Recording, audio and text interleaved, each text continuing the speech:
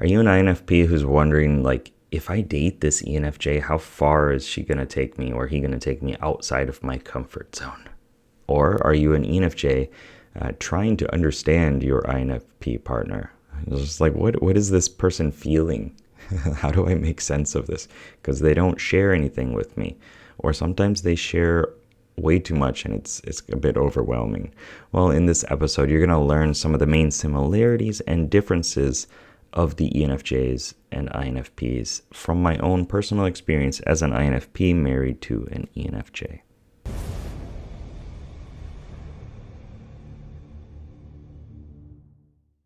What's up, legend? It's Sherman here from Geek Psychology, where I help geeks, gamers, and creatives to play life better. And using and learning personality type is one of the best ways to improve your life and improve your relationships as well with other people. Because if you understand yourself, you can so much more easily understand other people and really accept who they are as people, because you've accepted yourself for your flaws and your issues.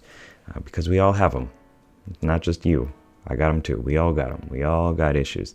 And it's really important to accept yourself and then accept other people through the journey. Let's get right into this. What are some of the similarities of ENFJs and INFPs? Well, there's the main one, of course, that they are NFs. Both of us are NFs. They're intuitive and they're feelers. So it's the realm of ideas and the realm of people. It's the mind and the heart put together. Okay, I call them enchanters. It's not stuff that you can necessarily touch a lot of times.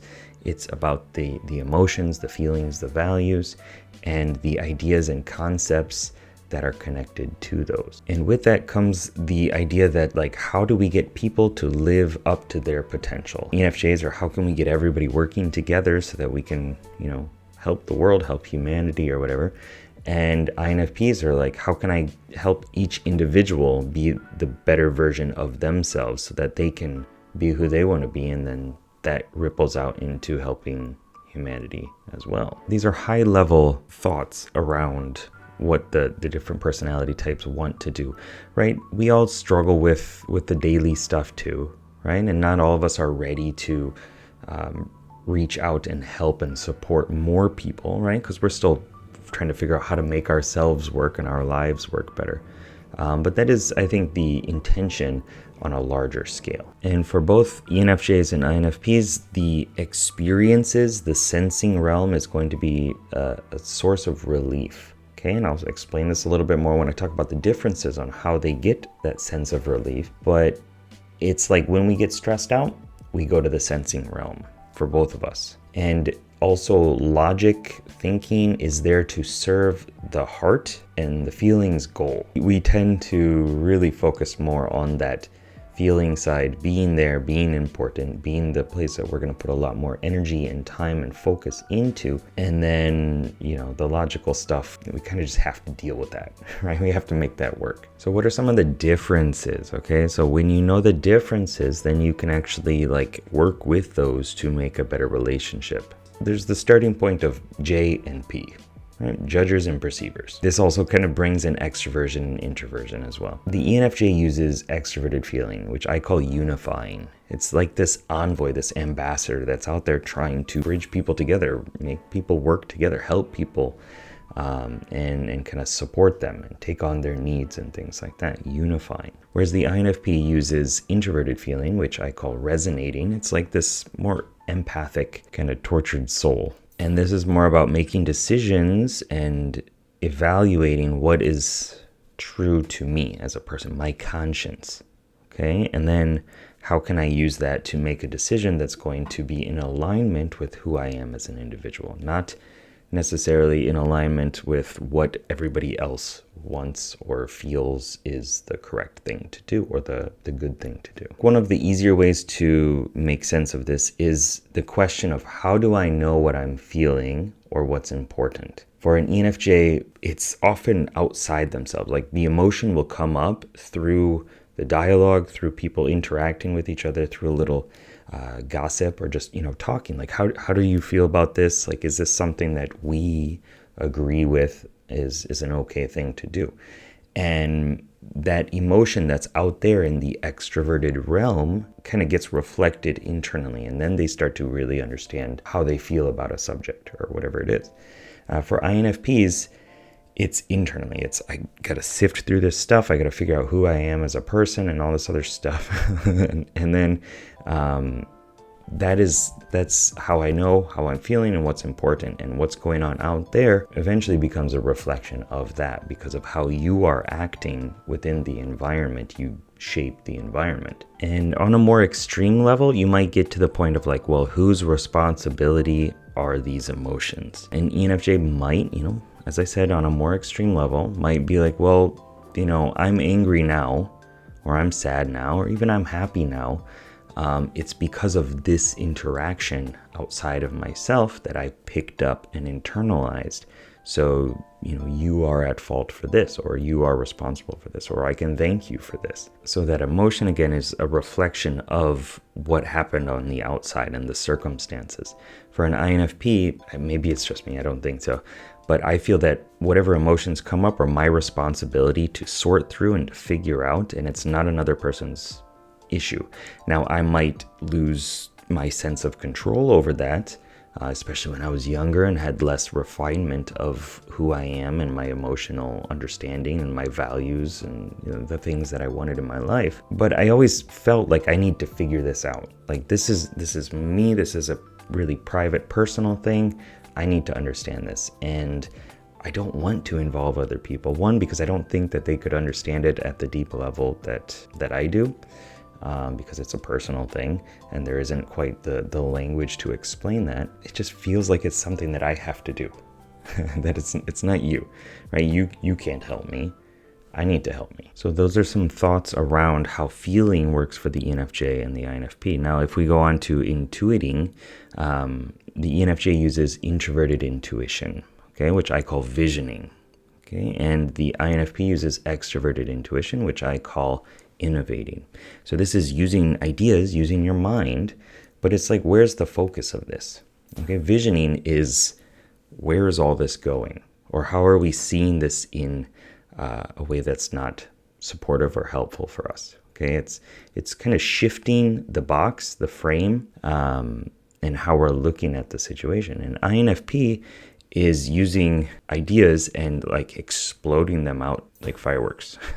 And there are all these different connections, and we tend to ping through all of those. So it's a lot less focused. It's breadth, it's expansive, it's a bit chaotic. And so for an INFP, introverted intuiting kind of feels slow. This visioning, it's like, well, okay, this may be where things are going, but have you thought about this? What about this? What about this? What about this? Like, there are just so many more options, so many more different possibilities. And for an ENFJ, that innovating extroverted intuition that the INFPs do, the what if, like shotgun explosion, is quite stressful. Because it's like, well, now there are just too many options, too many different possibilities, and it's kind of muddied up the vision, right? So we need to focus more on this.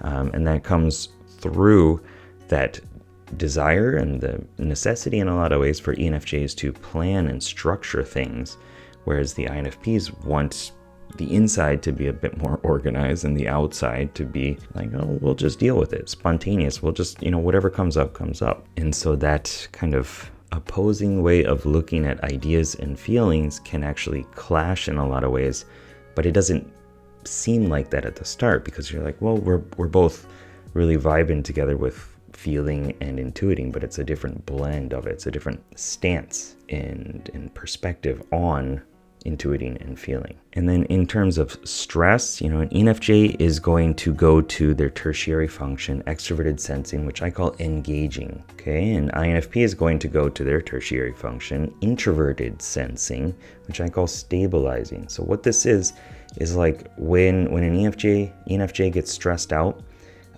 they're going to want to have like new physical experience, like eating some yummy tasty food, or taking a hot bath, or going out somewhere and doing something more physically active as a way of getting out of that vision tunnel.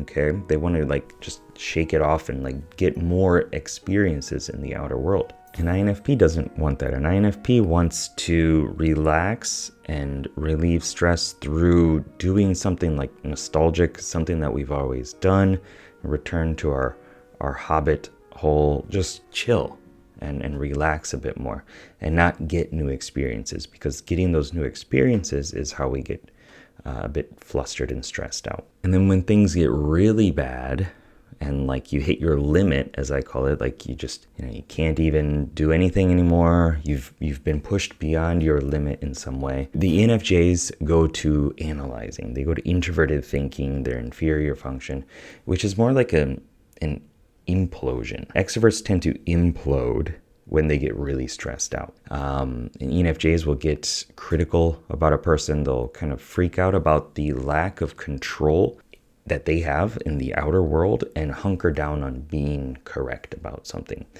And a lot of times that's like a critical, pinpointed, negatively phrased word or something like that, or it's like an attack on the other person, or internally attacking themselves, going in saying like, I can't do this, I'm not good, I'm flawed in some way. So it comes to using that analytical power to kind of like find out what is the flaw in this person. And that person could be themselves and it could be another person. And INFPs tend to, when we go to extroverted thinking, our inferior function, we tend to explode. I call extroverted thinking strategizing. So it's going into the outer world and how do I control this stuff outside of myself?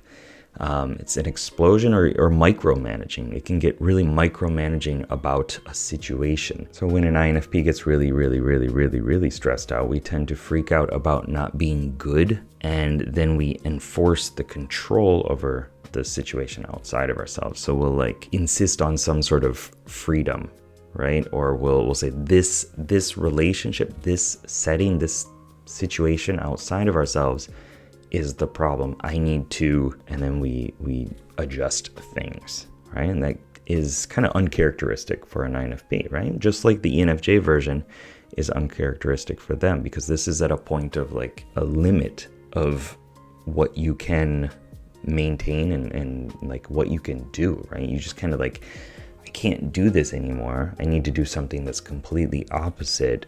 Might as well just do this thing. And so it's a very uncharacteristic aspect that comes out. So how can you implement this to have a better relationship as an INFP or an ENFJ with the other one?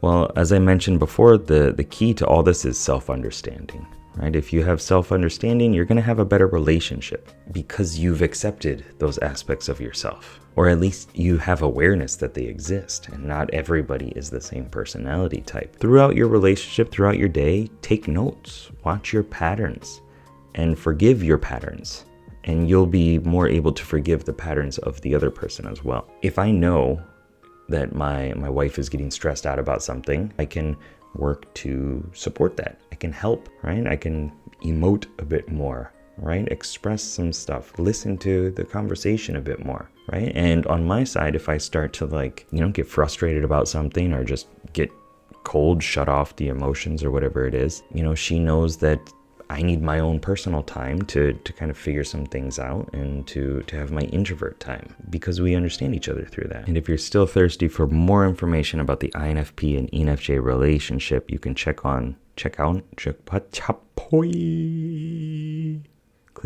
that.